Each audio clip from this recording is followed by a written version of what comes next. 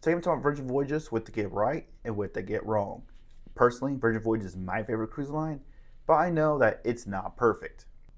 So I'm going to start off with the things that I do like about Virgin Voyages, what I love about it, then a few things that I don't like about Virgin Voyages or some other people may not like about it. So let's get started.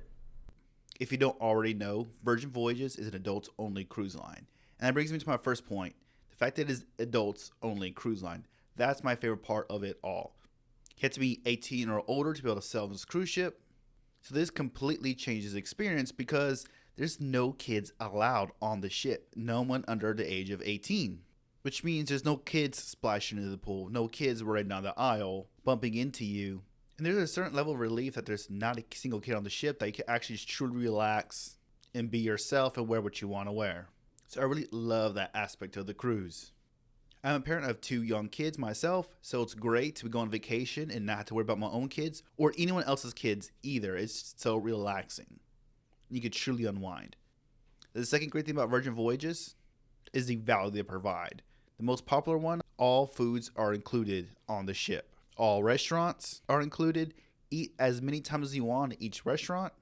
Although you only can pre-book a restaurant one time if it's shorter sailings or twice if it's longer sailings. But you can go on a standby list and go on every single night to the exact same restaurant if you wanted to. This is nice because you don't have to worry about, oh, is this restaurant included? Is it extra? No, it's not extra. Every restaurant on the ship is included with your fare. So if you find one that you truly love, you could have it every single night if you wanted to. If you wanted a steakhouse every night, you could do so. Enjoy the wake. If you want Korean barbecue every single night, have gunbei every single night. You don't have to worry about if it's an extra charge, therefore maybe only have it once or twice on a trip. Doesn't matter. It's all included.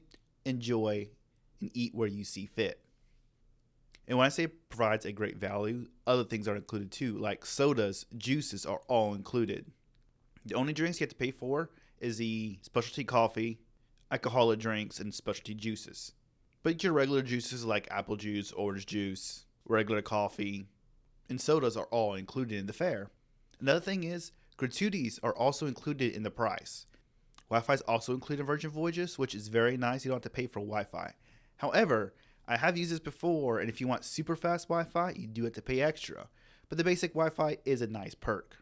So you can stay connected if you needed. Just mind if you're trying to do some live streaming, FaceTime, watch videos, that's the kind of thing you're probably going to want to pay extra for the faster Wi-Fi for that. And of course, you have fitness classes included with the fare as well. These do fill up fast, so that's kind of the downside of it, but it is included so you can enjoy it without any extra charges.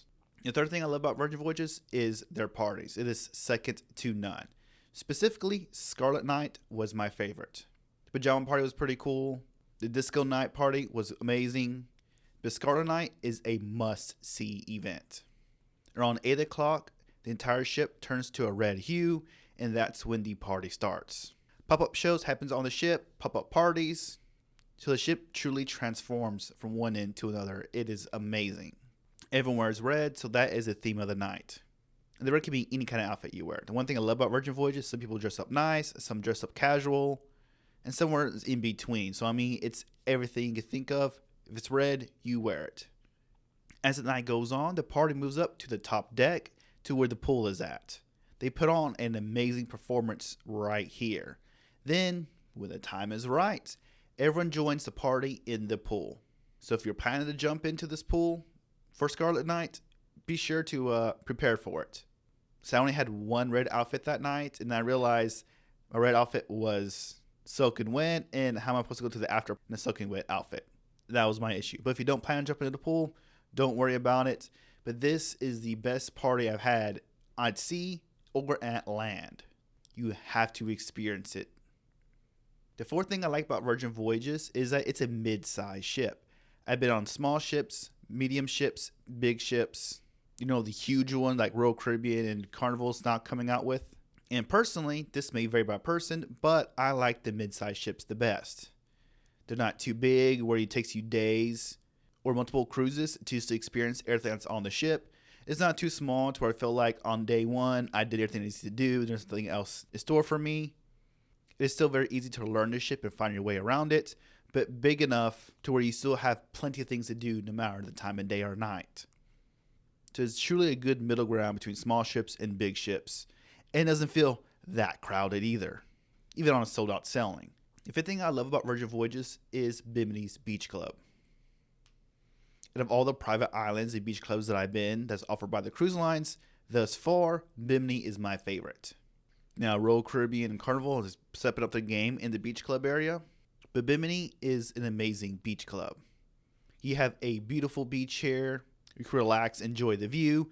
And if you want a party atmosphere, if you go to the pool and they have a DJ there, probably about 2 hours after they open, and they have a big old pool party. It's a wonderful experience. They have great food here. It's not just like Princess K to where you have burgers and hot dogs and some chicken. No, they have some actual food here. Very delicious. Also, I love that fact that your bar tab works here. Some of the other private islands, they have an issue to where your drink package may not work on the island. Well, Virgin Voyages, the bar tab works just fine there, so it's very convenient. Those are just a few of the things that I love about Virgin Voyages. There's plenty more, like the fact they have no announcements from the moment you leave the port to the moment you get back. It is very nice. You don't have to hear a sales pitch a few times a day about what activities to do, where to spend your money, etc. You just do what you want to do.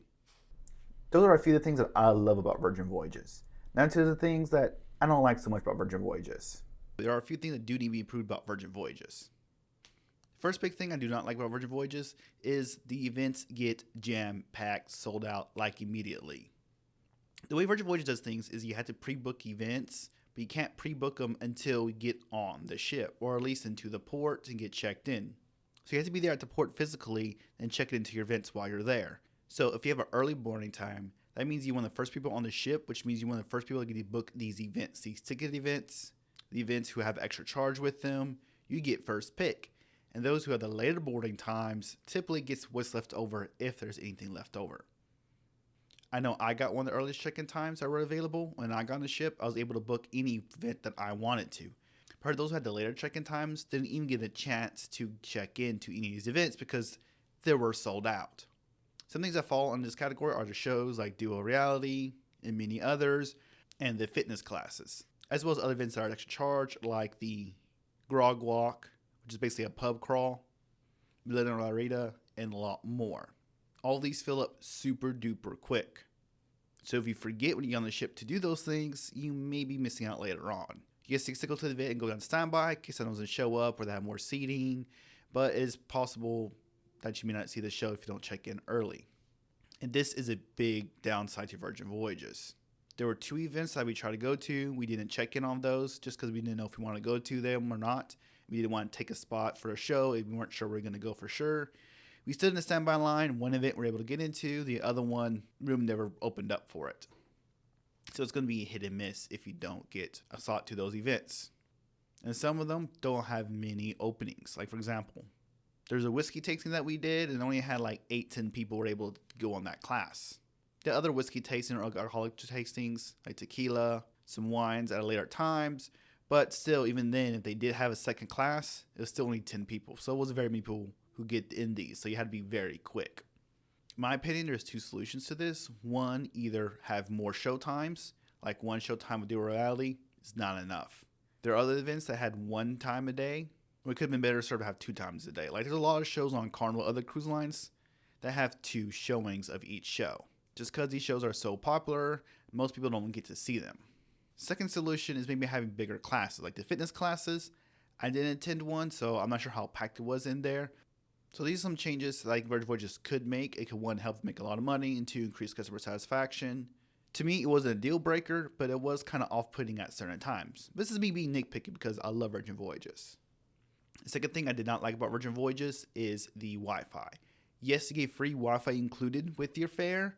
However, that free Wi-Fi is basically like the basic package or lowest package on like Carnival. Because yes, it works. It's great for texting, emailing, and that's about it. Because I even tried to go on Facebook a few times, was not working very well. I'd be lucky to get Facebook up, see a post or 2, but go try and play any video at all, it just won't load.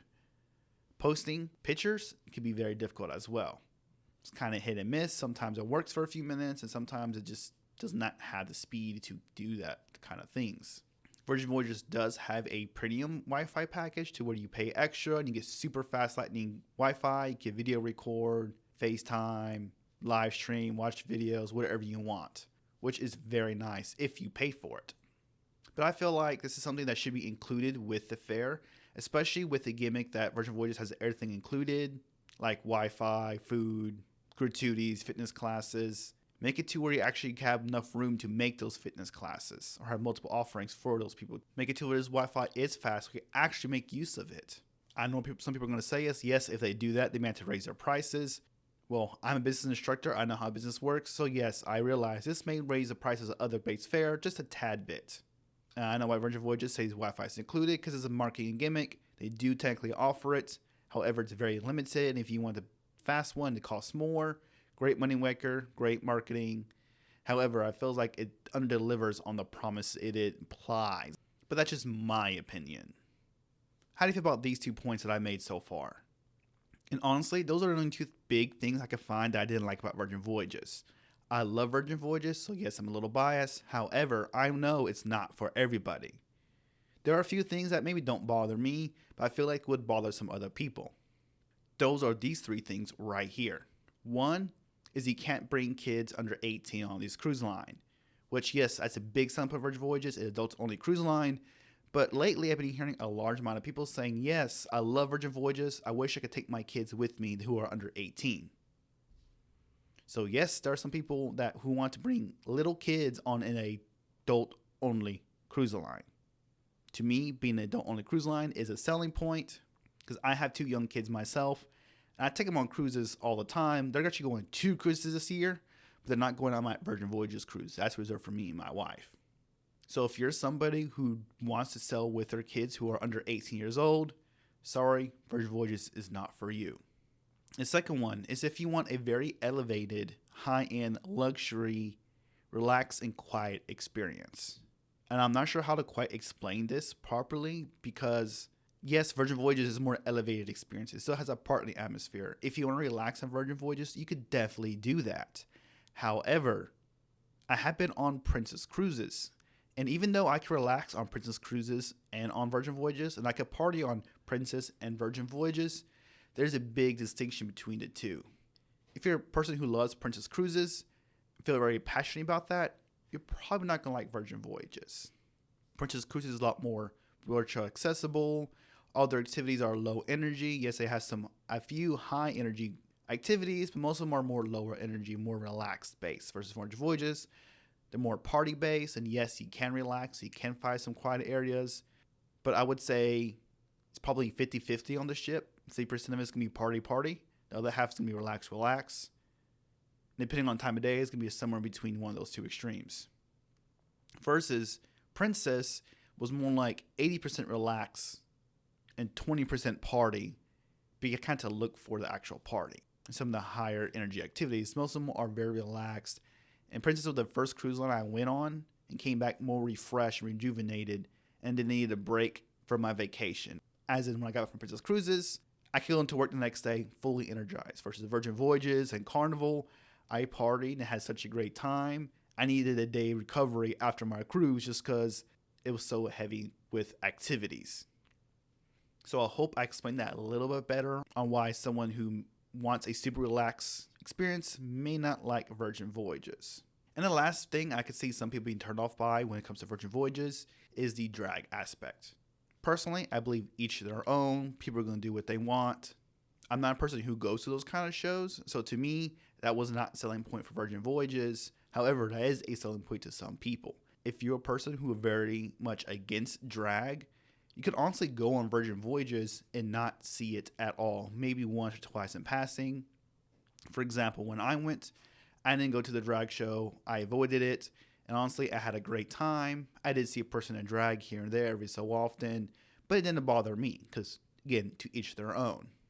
And if you want to avoid that kind of thing, just don't go into any show that has the diva in it. And as simple as that. I had a great time. I know people who are against drag, and guess what? They loved Virgin Voyages. They had the best time ever. But there are a few people out there who don't want to even be on the same ship or anywhere near that kind of thing. If that's you, then you probably don't want to go on this ship. But I'm telling you, if you want to see it, you will see it. You will have a great time. And if you don't want to see it, guess what? You still have a good time. Cruising and vacation in general, it's just about enjoying yourself, whatever that may be. Those are a few things that either I don't like about Virgin Voyages, or I can see others not liking about that cruise line. Because just because Virgin Voyages is my favorite cruise line, doesn't mean it's going to be your favorite. Everyone is different. So let me know, what did you like about Virgin Voyages, or what did you hate about it? And if you've never been, would you try this cruising line? And I'll see you next time about a lot more news about Virgin Voyages and other cruise lines. Cruise on.